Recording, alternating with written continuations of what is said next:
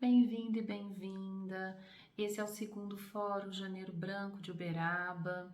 Ele faz parte da iniciativa Campanha Janeiro Branco, que existe em todo o Brasil e em várias partes do mundo. É uma campanha em prol da conscientização por uma cultura da saúde mental no mundo e entre as pessoas.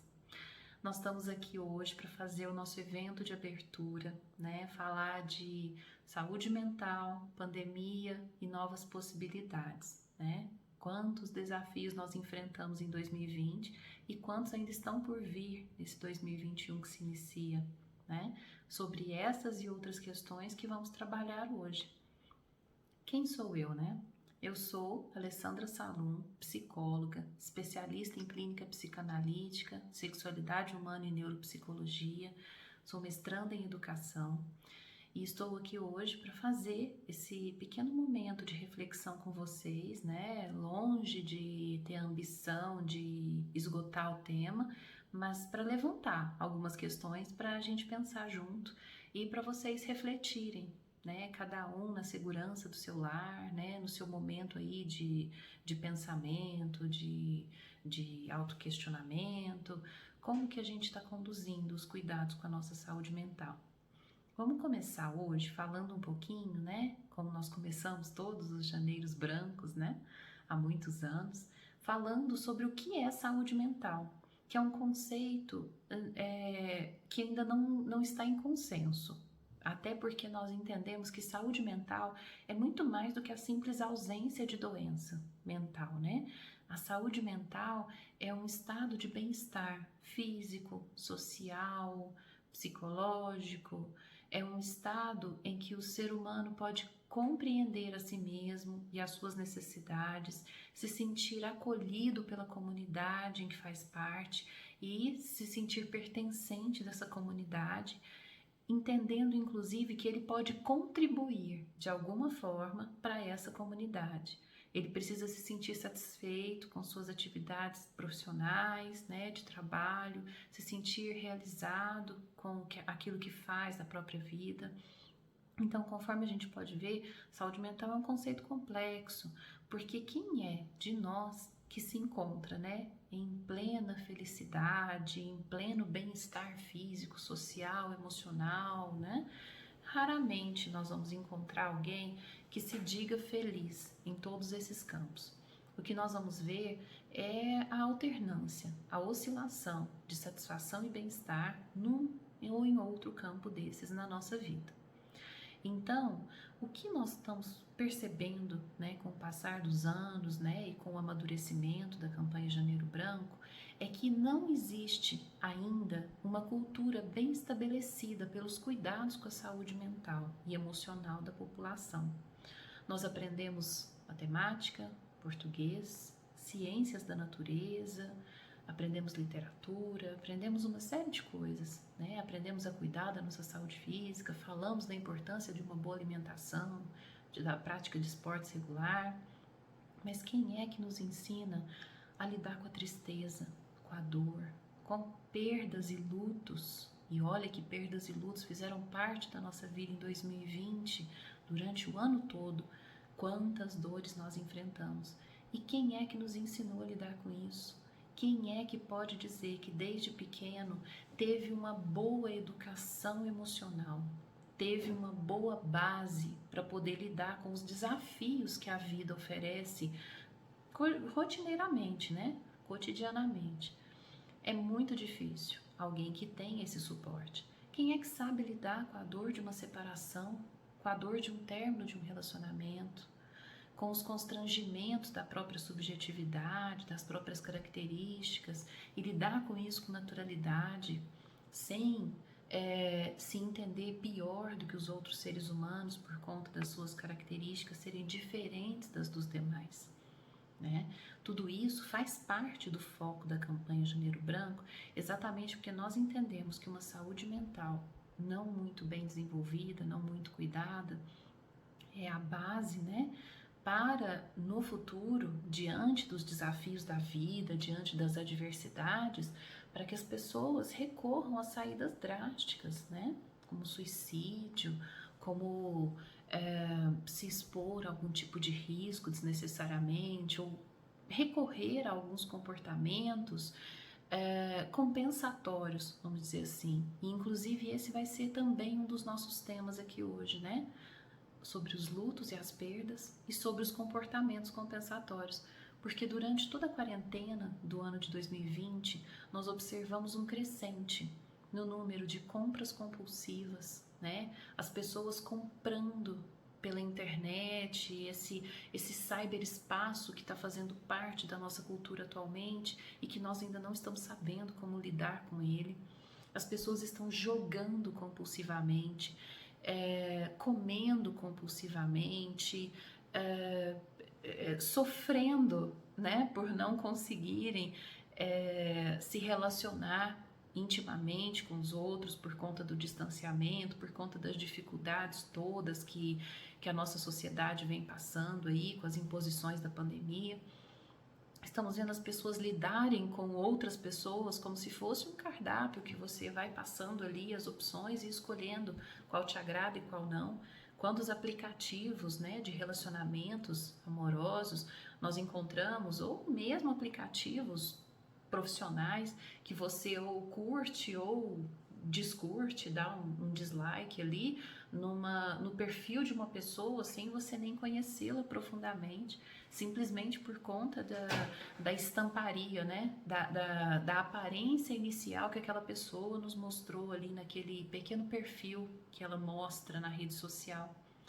E quantas pessoas vivendo vidas vazias, desesperadas agora porque não podem mais postar a foto da refeição, do almoço, da janta, da ida ao supermercado, da ida ao show, ao shopping, ao barzinho, porque acaba que a vida social se restringiu ao ambiente mais doméstico.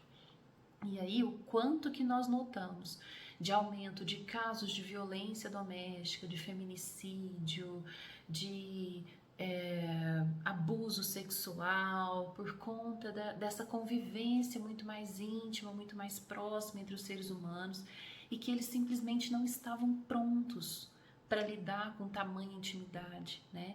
O que nós percebemos é que nós vivemos numa sociedade ávida por contatos sociais, mas que quando tem essa proximidade, né, tem a possibilidade desse afunilamento das relações, desse aprofundamento das relações, começa a ter comportamentos de fuga, comportamentos compensatórios, porque simplesmente não sabe como conduzir esses afetos que são decorrentes dessas relações.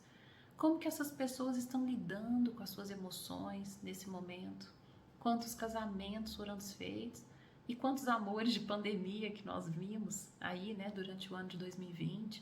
Romances curtos, tórridos, intensos, que começaram e terminaram no auge da pandemia, da subida dos casos, né?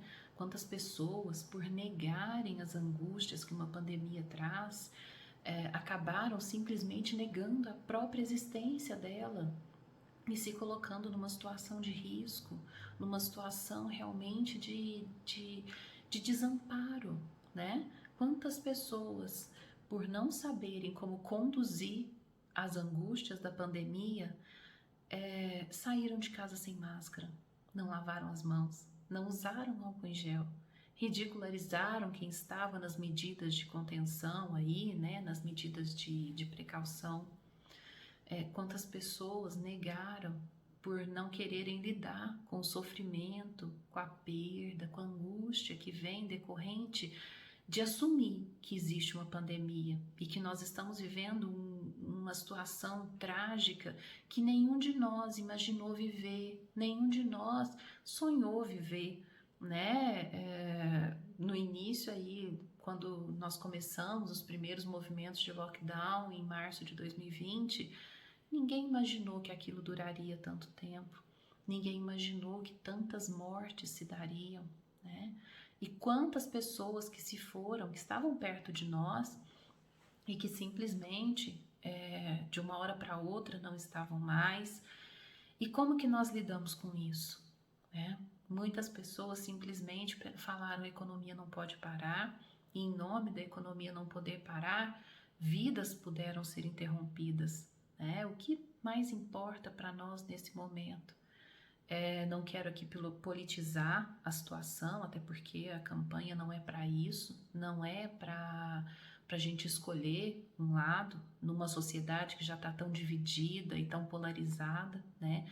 Nós estamos aqui num movimento realmente de unificação, de junção, de conciliação de partes, né? De entender que eu posso ter sim a minha filosofia política, que eu posso ter a minha crença religiosa, mas que nem por conta disso eu preciso execrar o outro, eu preciso excluir, eu preciso rechaçar, eu preciso me expor ou expor as outras pessoas.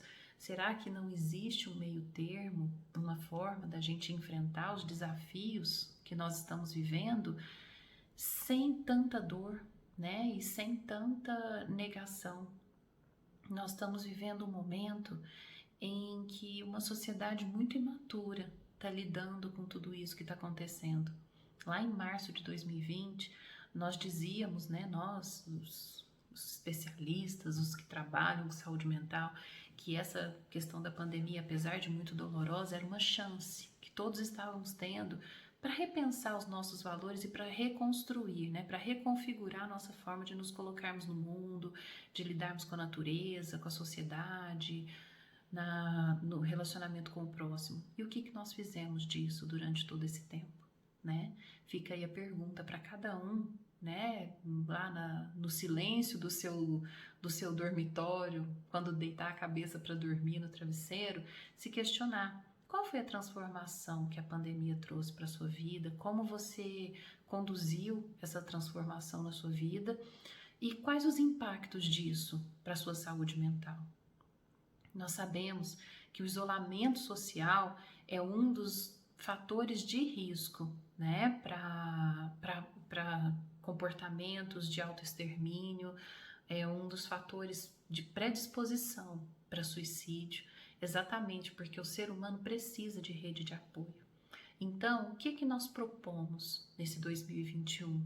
Que todos nós, tendo já observado a potência dessa mudança que está se dando socialmente e entendendo que essa mudança, por mais que as vacinas venham e que uma cura apareça, qual é a potência da transformação que essa pandemia trouxe para a nossa vida? O que isso fez nós repensarmos dentro de nós? Quais valores nós estamos questionando? Quais serão as permanências depois disso tudo, as continuidades? E quais serão as transformações que nós faremos? Né? É diante de tudo isso que fica aqui o questionamento. Como você tem cuidado da sua saúde mental? No início da pandemia, eu me lembro de conversar com muitos dos meus pacientes e orientá-los: olha, não fique tão em contato com as notícias, se você sofre tanto, se isso te causa tanto sofrimento e tanta angústia. Mas um ano depois não tem como, todo mundo já tomou contato com as notícias, já entrou em contato com esses sofrimentos, todo mundo já foi bombardeado e alguns já estão até anestesiados de todas essas dores. Mas estar anestesiado não quer necessariamente dizer que nós estejamos impunes, imunes ou qualquer coisa do gênero, né? Muito pelo contrário, quem está anestesiado está deixando de viver uma dor, né? E essa dor virá em algum momento, na forma de sintoma, na forma de angústia, na forma de uma dor física, uma dor emocional, de alguma forma. Essa dor que está sendo anestesiada por algumas pessoas aí que simplesmente cansaram de sofrer, né? A gente ouve muito isso no consultório: doutora, cansei de sofrer, cansei de pensar na pandemia, então agora eu vou retomar minha vida, eu vou continuar de onde eu parei, eu vou retomar os meus planos, eu não vou deixar que isso atrapalhe a minha rotina. Ok? Mas e isso tudo que você está abafando, que você está suprimindo, reprimindo, recalcando aí dentro de você? Quando é que isso vai retornar e de que forma que esse conteúdo todo vai retornar aí de dentro de você? Que transformações será que terão se dado dentro de você, na sua personalidade, na sua forma de ver o mundo? E que a gente precisa pensar sobre isso. porque muitas vezes os conteúdos aí que ficam reprimidos dentro de nós e que não são bem elaborados se tornam fatores complicadores, né? Fatores complicadores para nós estabelecermos relacionamentos sociais, estabelecermos relacionamentos afetivos, fatores complicadores, inclusive, para a gente lidar com lutos e perdas, que tem sido um elemento tão presente na vida de todos nós, né? Não tem ninguém que pode hoje no Brasil dizer que não conhece alguém que perdeu a vida para a Covid, ou um conhecido que conhece alguém próximo, ou que ouviu falar de alguém próximo. Pode não ter perdido alguém da família ali, do seu núcleo íntimo, né? Mas ali no núcleo de convivência em geral, na cidade onde vive, ou na redondeza ali, com certeza houve alguém, né, que foi perdido. E quantas histórias se foram junto com aquela pessoa, quantas dores, quantas experiências de vida que aquela pessoa levou junto de si, quantas pessoas gostavam daquele que se foi, e como que elas estão lidando com essa perda e com esse luto, né? Muitas vezes é por não saber lidar com essas perdas que a gente nega, né? A gente nega que existam, a gente transforma as perdas em números, em estatísticas, porque é mais fácil lidar com um número do que lidar com um RG, né? Um indivíduo, né? É mais fácil eu pensar, são tantos mil mortos, do que eu pensar, é o João que morreu, é a Maria, é o José, era o meu vizinho, era o meu parente. Então fica muito mais pesado quando a gente personaliza, né? Quando a gente dá identidade para essas pessoas que estão partindo. E todo esse processo faz parte de um movimento social, né? Um movimento do próprio ser humano, né? Porque o homem se constrói enquanto ele vai se integrando na sociedade. Ele se transforma em homem, né? O ser humano se transforma em homem durante o próprio processo de formação. Conforme ele aprende a ser homem, ele vai se modificando e já se reconfigurando. Então, como é que nós estamos nos reconfigurando, né? Que seres humanos nós estamos nos tornando depois dessa experiência? Com certeza não seremos iguais estávamos antes. Será que seremos melhores? Será que piores? Será que mais sensíveis? Será que menos sensíveis? Como nós vamos lidar com isso? Só o futuro vai dizer. Mas, para que seja um futuro positivo, né, que apesar de todas as perdas, as dores, os sofrimentos, que nós possamos dar um significado produtivo para tudo isso, a gente precisa repensar qual é o nosso lugar nessa experiência e como que a gente tem conduzido isso.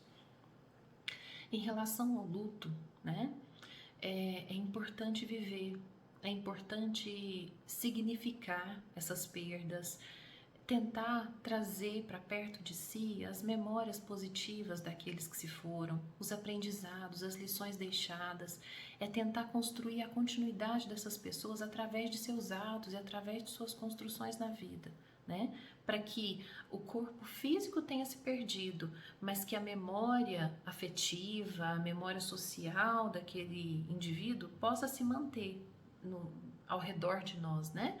E que essa memória se consolide na tessitura, né? no tecido social e que ela faça parte de quem nós somos. Porque eu tenho um eu que é individual, que é subjetivo, mas eu tenho um eu que é social. E que esses que estão sendo perdidos possam ser incorporados na nossa identidade social, como comunidade, como sociedade, e que isso possa inclusive contribuir para a nossa forma de encarar o problema, para a nossa forma de lidar com ele, né? As mortes que não são significadas, elas trazem muita dor e muito sofrimento, e isso nós vimos muito durante todo o ano de 2020, quantas pessoas não puderam velar seus mortos. E a situação do velório, ele é um mecanismo social, né? Um ritual social de passagem.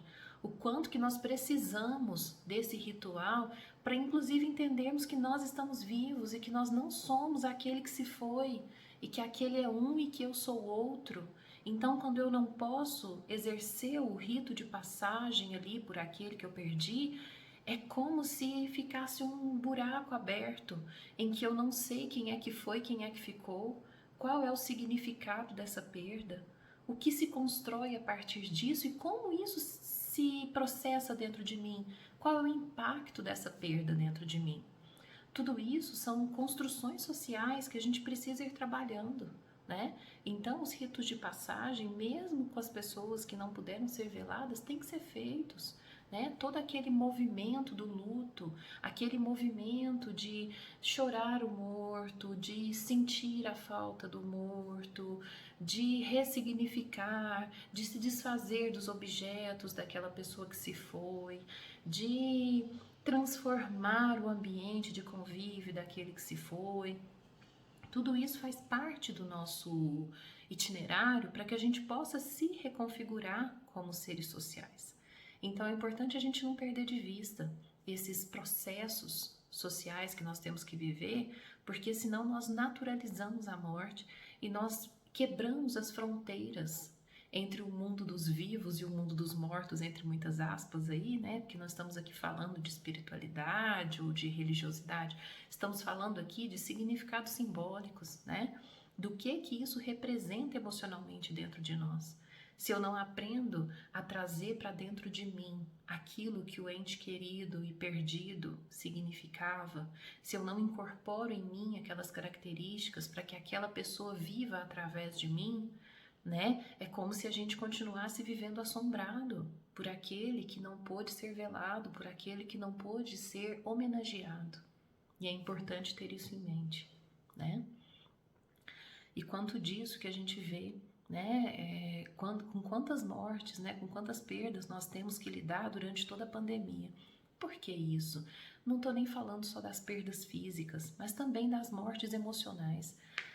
Quantos de nós perderam, por exemplo, a turma do colégio, né? Quantos alunos estão aí em educação remota, né? Com professores que não estavam preparados para isso e que tiveram que ser pegos aí de calças curtas e improvisar esse cenário todo, com colegas que muitas vezes, dependendo do nível socioeconômico, não tinham nem condição de acessar uma internet, de entrar numa plataforma de educação, colegas que buscavam uma apostila impressa num colégio e que às vezes a própria apostila trazia ali referências que esse menino não poderia buscar porque ele não tinha uma biblioteca para consultar, ele não tinha uma internet para consultar, não tinha um computador para poder usar, às vezes é um computador para toda a família e olhe lá, às vezes é um celular com plano de dados que não suporta uma videoaula.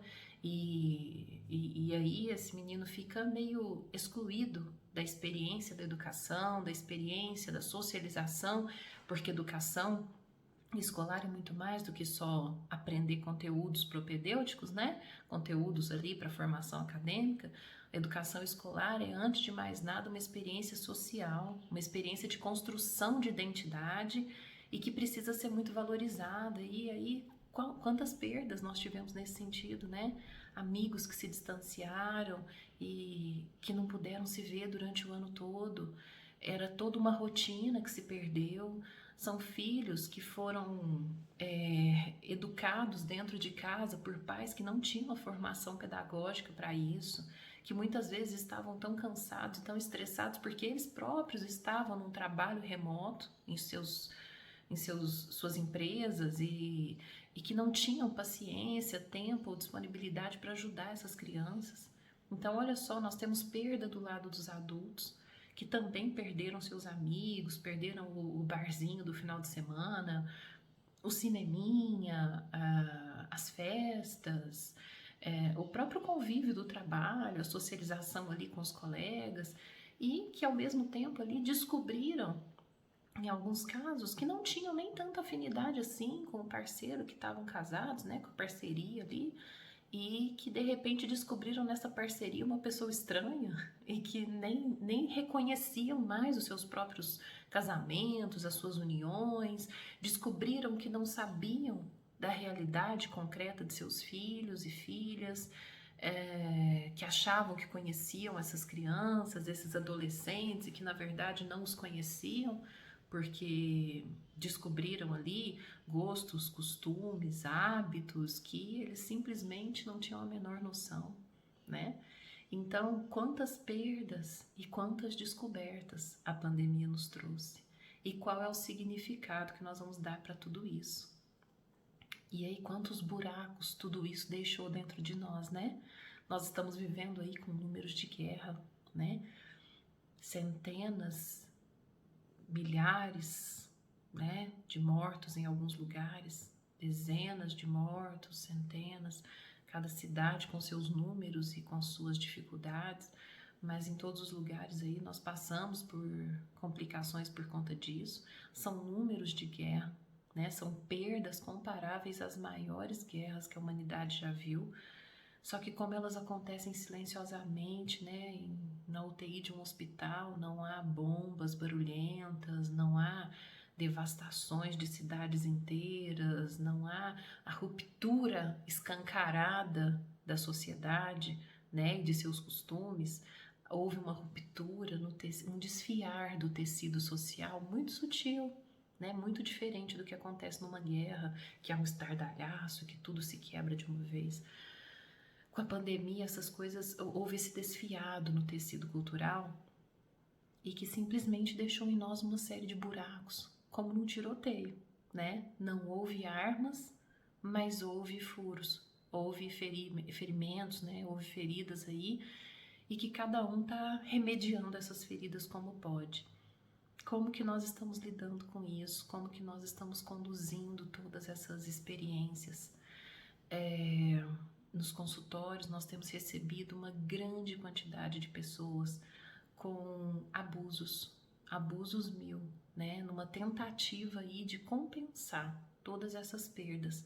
O quanto que o comer compulsivo se tornou evidente, né? Vendo um vídeo de retrospectiva de 2020, eu vi uma pessoa que comentava durante o vídeo o quanto comeu e no final do ano satirizando, perguntando sobre em dezembro fazer uma cirurgia bariátrica, né? Parece cômico, mas não é. Como que as pessoas estão tentando preencher esses buracos que a crise social nos trouxe, preencher com compras, preencher com comida, preencher essas carências afetivas que nós estamos vivendo com elementos, com objetos, né, com substâncias. Quanto que as pessoas estão abusando de álcool e outras drogas, né, cigarro, enfim, né, e quanto que elas não estão sabendo lidar com isso. Todo excesso esconde uma falta. Essa é uma máxima muito válida, né? Então, a todos aí que estão acima do peso na balança, ou que estão com a conta no vermelho porque fizeram mais compras do que deveriam, não esses que estão com a conta no vermelho, infelizmente, por conta das perdas de empregos, né? E que por conta de todas as dificuldades reais financeiras que a pandemia nos trouxe. Mas para aqueles que compraram na internet, né, que aproveitaram aí a Black Friday e se deram uma compensação física para as angústias emocionais, né? Qual que é o significado de tudo isso? Como que nós estamos conduzindo? Qual é a perda? Qual é a falta que esse excesso está mascarando, né? Do que nós estamos fugindo? Quando nós compramos muito, quando bebemos muito, quando comemos muito, né? Quando exageramos, né, na dose em várias coisas, né? Quando vivemos a vida como se fosse um cardápio, né? Trocando de amores, negando as angústias, negando as dificuldades. Qual é o significado que nós estamos dando para tudo isso? Então, assim, guardem aí para vocês, né? A nossa proposta hoje é de falar, sim, dos lutos, das perdas e dos excessos, né, dos significados disso para a nossa vida. Quais são os novos paradigmas, né? Qual sociedade é essa que se constitui, que inicia 2021? Nós estamos em janeiro. Qual é o ano que nós vamos viver? Nós já sabemos que a pandemia ainda não acabou. nós já sabemos que ainda existem desafios pela frente. Já sabemos o quanto nós temos que lutar, né? E o quanto a gente ainda vai enfrentar de dificuldades, porque uma situação tão drástica dessas não acaba do dia para a noite. Mas como que nós vamos conduzir isso dentro dos nossos corações? A gente precisa sempre lembrar, né? Porque fica esse clima pesado, fúnebre, né? Às vezes, de falar de tantas perdas, de tantas dores e sofrimentos. Mas a gente precisa lembrar, antes de tudo, que existem fatores protetivos. Assim como a pandemia foi um grande fator complicador para a saúde mental, existem fatores protetivos. E é disso que nós temos que falar para essa nova sociedade, para esse novo paradigma que nós vamos viver. Quais são os fatores protetivos que nós podemos adotar na nossa vida para prevenir o suicídio, para prevenir os abusos, para prevenir a violência, para prevenir toda essa objetificação dos sujeitos que nós estamos vivendo na nossa sociedade de hoje em dia. Primeiro fator protetivo, mais importante, porém muito difícil de viver nos dias atuais, rede de apoio, né? Aí vocês me perguntam, como é que eu vou ter rede de apoio no meio de uma pandemia em que eu não posso socializar com as pessoas? Isso aqui, ó, isso que nós estamos vivendo. Houve uma crítica muito grande, na palestra de encerramento falaremos mais sobre isso, né? Sobre a inserção da tecnologia na sociedade atual. O quanto que se criticou que os ambientes online, os ambientes virtuais, acabariam reduzindo os contatos a uma telinha, né? Em que eu só vejo ali um recorte do outro. Mas o quanto que essa possibilidade, essa inserção tecnológica do online, ela trouxe para nós algumas viabilidades que antes seriam impensáveis. Quantos doentes que lá no leito da UTI, antes de serem entubados, puderam falar com seus entes queridos através de um tablet, né? Quantas pessoas que na angústia ali da pandemia, na impossibilidade, até por estarem com Covid, não podiam buscar suporte, apoio, buscaram acompanhamento psicológico online, foram bem atendidos e foram bem acolhidos e orientados. Quantos natais esse ano nós vimos mediados por tecnologias, né? Natais online, famílias que se reuniram à distância, pessoas que se abraçaram através de uma tela. Então, assim, a rede de apoio, ela pode ser construída onde existe vontade, onde existe desejo, né? Desde que dois seres humanos desejem estar próximos, desejem construir um vínculo genuíno, existe rede de apoio. Isso pode ser feito por carta, por e-mail, por videoconferência, pombo correio, não importa qual é o recurso, mas comuniquem-se, né? Não se tranquem no fundo de uma caverna, num porão escuro, onde vocês ficaram sozinhos e desamparados. O ser humano só cresceu com apoio ao próximo. Existe uma antropóloga conhecida aí, né, Margaret Mead, ela fala, né, que a humanidade começou. Muitas vezes as pessoas falam que a humanidade começou com o invento da ferramenta, né? Que quando o primeiro homem usou lá as ferramentas, né, usou uma pedra ou qualquer outra coisa como ferramenta para modificar o ambiente à sua volta, ali começa a humanidade, né? Começa a sociedade. Mas para essa antropóloga, ela fala que a sociedade começa, né, quando são descobertos ossadas com um fêmur cicatrizado, porque a gente sabe que uma fratura de fêmur é uma fratura grave e que uma pessoa não consegue, com uma fratura dessas, sem apoio, né? Então, a partir do momento que outros seres humanos se dispuseram a atrasar a sua caminhada junto com o bando para poder dar suporte para um ser humano que estava ferido, que estava fragilizado, ali a gente nota que estabeleceu-se uma sociedade, estabeleceu-se uma comunidade, né? Houve ali apoio. Então, por que a gente lembra tanto disso, né? Para lembrar dessa primeira máxima, né? Primeiro fator protetivo, o mais importante, rede de apoio, tá? Cuidem muito bem disso. E aí os outros fatores protetivos a gente já tá careca de saber, né? Boa alimentação, dentro do possível, claro, nós sabemos que nós estamos vivendo momentos de crise, de dificuldade financeira, e que todo mundo está enfrentando desafios, né, para poder se manter e manter suas famílias. A gente sabe que ainda está muito incerta a questão do que os governos vão conseguir ajudar os cidadãos, mas dentro do possível, boa alimentação, atividade física regular, que seja no fundo do quintal, que seja uma caminhada no quarteirão da sua casa, de tardezinha, quando acabar o expediente do trabalho. Cuidem disso, né? Mas cuidem também de enriquecer as suas mentes. Outro fator protetivo importante é cultura, né? Por mais que nós não possamos, por exemplo, ir a um show, participar de um festival, de alguma coisa, né? Que hoje todas essas atividades culturais estão muito restritas, né? Estamos com poucas festas, e quando tem festa tem contaminação, então nós temos que cuidar muito disso.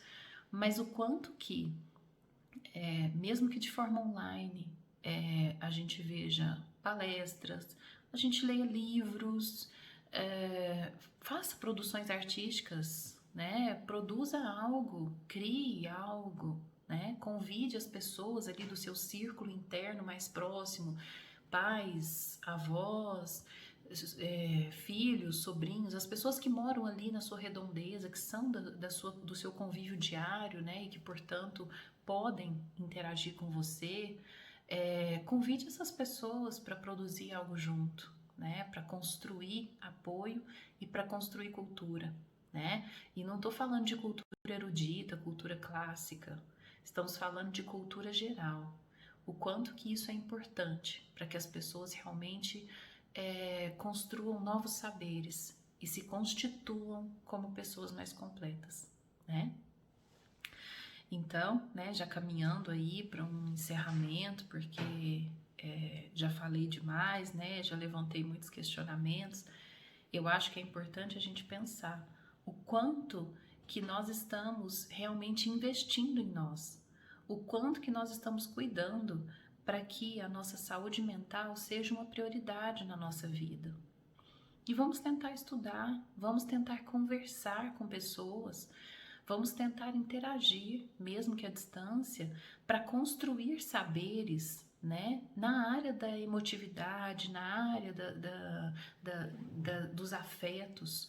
Como que nós construímos esses saberes, como que nós lidamos com esses saberes. Isso tudo são questionamentos que nós temos que fazer todos os dias. E sempre que eu me pegar naquela zona de conforto dos excessos, né, do consumo excessivo de qualquer coisa, da compra excessiva, ou que eu me pegar naquela zona do distanciamento social exagerado, que em vez de trazer segurança, traz realmente um isolamento que vai me distanciar dos meus pares. Quando eu me pegar nesses momentos, o que é que eu tenho que fazer? Como que eu, sabe, pensa, questiona. O que é que eu estou escondendo? O que é que este excesso, que esse comportamento exagerado está escondendo? O que que isso diz sobre mim? Né? O que isso diz sobre mim e o que isso diz sobre nossos afetos, sobre os meus afetos, sobre a minha visão de mundo, sobre a minha concepção de ser humano, sobre a minha concepção de sociedade. É disso que eu queria falar hoje. É isso que eu queria trazer como questionamento para todos nós hoje, trazer para nós a lembrança, o valorizar dessas pequenas experiências do dia a dia, que com o crescimento da sociedade, com o enriquecimento dos estímulos, né, que nós vivemos cotidianamente, acabaram se perdendo. Sabe, aquela experiência de sentar no finalzinho da tarde, tomar um café em família, de trocar experiências, de contar como dizem aqui no interior, né, contar um causo, como que essas experiências todas foram se perdendo com o passar do tempo e foram perdendo seu significado. E o quanto que isso tinha um valor não só como transmissão de cultura propriamente dito, mas um valor simbólico emocional, porque isso conecta os seres humanos. E hoje o que nós temos de mais importante para falar aqui hoje, né, nesse momento, nessa palestra de abertura, é sobre conexão. É sobre uma conexão amorosa, né? O ser humano precisa ser uma criatura amorosa, de acolhimentos, de troca de saberes, né? Nós não somos ilhas, nós somos pontes, né? Temos que nos ligar uns aos outros e trazer uns para os outros o que nós acumulamos de saberes, de culturas, de experiências, para realmente engrossar esse caldo cultural em que estamos inseridos, questionar os antigos valores e construir os novos. É para isso que nós estamos aqui e é esse o nosso maior objetivo. Cuidar disso é cuidar de saúde mental, né? E é para isso que serve a campanha Janeiro Branco. Esse é o objetivo desse segundo Fórum Janeiro Branco de Uberaba. E é nessa visão de construir pontes que nós temos as duas próximas atividades, né, que vão acontecer hoje, mais tarde, exatamente falando sobre questões de inclusão, tanto da inclusão feminina quanto da inclusão do público LGBT. E vamos falar de forma coletiva, construindo um saber coletivo, não de forma individual, não só pelas questões da pandemia, mas também por essa questão de construir pontes e de agregar saberes, porque isso é fator de proteção. É fator de proteção para a gente não ter complicadores na hora da elaboração dos nossos conflitos. Todo conflito que não é bem elaborado não é bem armazenado dentro de nós, ele fica ali fazendo barulho dentro da mente, ele fica ali fazendo pressão para sair e normalmente ele sai através de um sintoma, né? Então vamos cuidar dos nossos conteúdos para que eles sejam bem elaborados, ou seja, bem embalados, bem armazenados e que eles fiquem ali dentro da nossa mente, bem organizados e que tenham seu significado marcado dentro de nós e que nós tenhamos aprendizado a partir deles. Era isso que eu queria trazer para hoje. Agradeço muito a audiência, a presença de todos vocês que estiveram aqui, né? Mesmo através aqui da telinha, a gente pode trocar essas experiências todas. Responderei as mensagens aqui no chat, né? E me coloco à disposição para qualquer coisa que precisarem, né? Vai ficar aqui na descrição do vídeo os meus contatos, para quem quiser me chamar, quem tiver alguma dúvida, eu responderei com todo prazer. E peço que sigam as redes sociais da campanha, acompanhem aqui o nosso canal do YouTube, os nossos outros canais nas redes sociais, para ficar por dentro das novidades. Aguardo vocês nas outras atividades do dia. Um grande abraço!